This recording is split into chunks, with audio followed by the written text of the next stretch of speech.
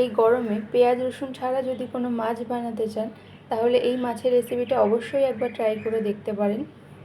গরমের সবজি দিয়ে হালকা পাতলা এই মাছের রেসিপিটা খেতেও দুর্দান্ত স্বাদের হয়।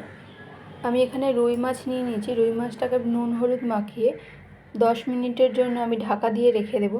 এখানে আপনারা রুই মাছের পরিবর্তে অন্য যে কোনো মিষ্টি জলের মাছও নিতে পারেন, যেমন বাটা, চারাপোনা অথবা অন্য যে কোনো তাজা মাছেই এই মাছের ঝোলের স্বাদটা ভালো আসবে। হ্যালো ফ্রেন্ডস, জয়ফুল ফুডে আপনাদের সবাইকে স্বাগত। আমি রিম্পা।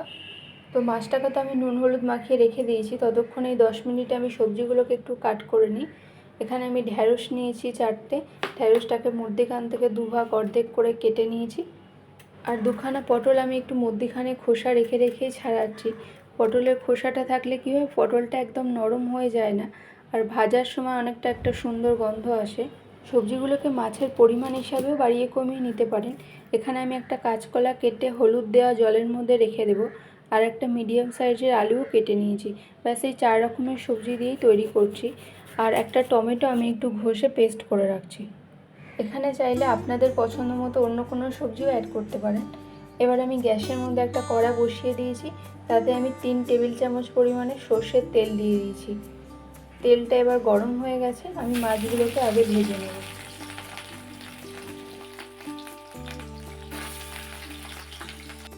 একসাথে সবগুলো দিইনি, আমি দুবারে ভেজে নেব। এখানে একটা পিঠ ভাজা হয়ে গেছে। আমি উল্টো পিঠটাকে একটু উল্টে দিচ্ছি। খুব বেশি কড়া করে ভাজবো না, হালকাই ভাজবো।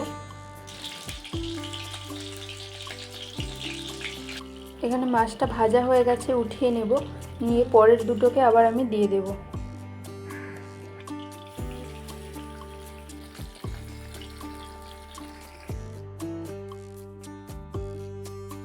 আর বাকি মাছগুলোকে আমি ভেজে তুলে নিয়েছি। এবার ওই একই তেলের মধ্যে আমি সবজিগুলোকে একটু ভেজে নেব। প্রথমে আলুটাকে আমি একটু ভেজে নিচ্ছি। তারপর আমি কাঁচকলাগুলোকে একটু হালকা করে ভেজে তুলে নেব। আমি কিন্তু এখানে আলাদা করে আর তেল দিইনি। প্রথমে যা তেল দিয়েছিলাম ওই তেলের মধ্যেই ভেজে নিচ্ছি। এবার ঢ্যাঁড়সগুলোকে আমি ভাজতে দিয়ে দিয়েছি। ঢ্যাঁড়সটা ভাজা হতে থাক। আমার এই ঝোলটার মধ্যে একটা মশলা লাগবে। ততক্ষণ আমি গ্যাসের ফ্লেমটা আস্তে করে দিয়ে মশলাটা একটু তৈরি করে নেব। পাশের ওভেনটার মধ্যে আমি একটা তড়কা প্যান বসিয়ে দিয়েছি। এবার আমি 1 চা চামচ পরিমাণে গোটা জিরে, 1 চা চামচ পরিমাণে গোটা ধনে আর 2টো শুকনো লঙ্কা দিয়ে একটু ড্রাই রোস্ট করে নেব। একটা চামচের সাহায্যে মশলাগুলোকে একটু নেড়ে ভেজে নেব। জিরেটা ততক্ষণ অবধি ভাজতে হবে যতক্ষণ না অবধি একটু হালকা লালচে হয়ে আসে। আর জিরে ভাজা হলে একটা সুন্দর গন্ধ আসে। একটু লালচে হয়ে গেলে তখনই আমি বন্ধ করে দেবো গ্যাসের ফ্লেমটা। জিরেটার কালারটা ঠিক এরকম এসছে। আমি গ্যাসটাকে বন্ধ করে দিয়েছি। ঠান্ডা হয়ে গেলে আমি জিরেটাকে গুঁড়ো করে নেব। ততক্ষণ আমি পটলগুলোকেও ভাজতে দিয়ে দিয়েছি। পটলটাও ভেজে তুলে নেব। এবার ওই একই তেলের মধ্যে আমি 1/3 টিস্পুন পরিমাণে গোটা জিরে দিয়ে দিচ্ছি। তারপর দিলাম একটা শুকনো লঙ্কা ও একটা তেজপাতা দিয়ে ভালো করে একটু নেড়ে দেবো যতক্ষণ না ফ্লেভারগুলো বেরোচ্ছে। এবার আমি 1 চা চামচ পরিমাণে আদা বাটা দিয়ে দিচ্ছি। আদাটাকে তেলের মধ্যে দিয়ে ভালোভাবে একটু ভেজে নেব। কাঁচা গন্ধটা যাওয়া অবধি অপেক্ষা করব। আদার কালারটাও চেঞ্জ হয়ে গেছে।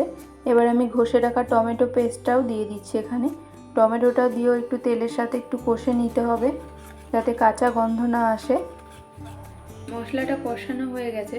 মশলা থেকে তেল ছাড়তে শুরু করেছে। এরপর আমি দিয়ে দিচ্ছি স্বাদ মতো নুন আর দেবো 1/3 টিস্পুন হলুদ গুঁড়ো। তারপর আমি দিয়ে দেবো 1/2 টিস্পুন লাল লঙ্কার গুঁড়ো দিয়ে মশলাটাকে একটু ভালোভাবে নেড়ে আর একটু ভেজে নিতে হবে। মশলাটা কষানো হয়ে গেলে আমি আগের থেকে ভেজে রাখা আলুটাকে দিয়ে আরও 3-4 মিনিট আমি ঢাকা দিয়ে রেখে দেবো। আলুটাই একটু সবজিগুলোর মধ্যে শক্ত। বাদবাকি সবজিগুলো ভাজাতেই অনেকটা নরম হয়ে আছে। 3-4 মিনিট হয়ে গেছে। আমি ঢাকনাটা খুলেছি। খুলে এবার বাকি সবজিগুলোকেও আমি এখানে দিয়ে দিচ্ছি।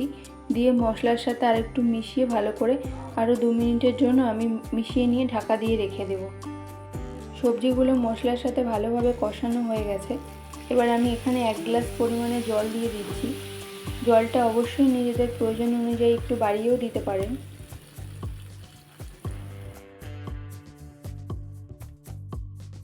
এবার ভালোভাবে একটু মিশিয়ে নিয়ে ঝোলটা ফুটে ওঠা অবধি অপেক্ষা করব। ঝোলটা ফুটে গেলে আমি আরও 2-3 মিনিট ফুটিয়ে নেব। নিয়ে তারপর একে একে মাছগুলোকে দিয়ে দেব।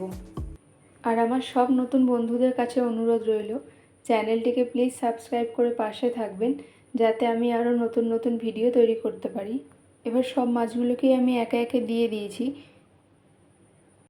এবার একটা খুন্তির সাহায্যে ঝোলের সাথে মাছগুলোকে একটু ভালো করে মিশিয়ে দেব, যাতে মাছগুলো ভেঙে না যায়। একটু হালকা করেই নেড়ে দিতে হবে। প্লেটের মধ্যে মাছগুলো ভেজে তুলে রাখার পরে প্লেটের মধ্যে একটু সামান্য তেলটা থেকে গেছিলো, মাছ ভাজার ওই তেলটা, ওই জলটাকেও দিয়ে দিলাম এখানে। দিয়ে একটু মিশিয়ে দিয়ে গ্যাসের ফ্লেমটাকে মিডিয়ামে রেখে আমি আরও 5 মিনিট ধরে ফুটিয়ে নেব। এখানে সব সবজিগুলোই নরম সিদ্ধ হয়ে আছে, আলুটা একটু সামান্য সিদ্ধ হতে বাকি আছে। এবার আমি একটু ঢাকা দিয়ে দিচ্ছি 5 মিনিটের জন্য। 5 মিনিট পরে আমি ঢাকনাটা খুলে দিচ্ছি।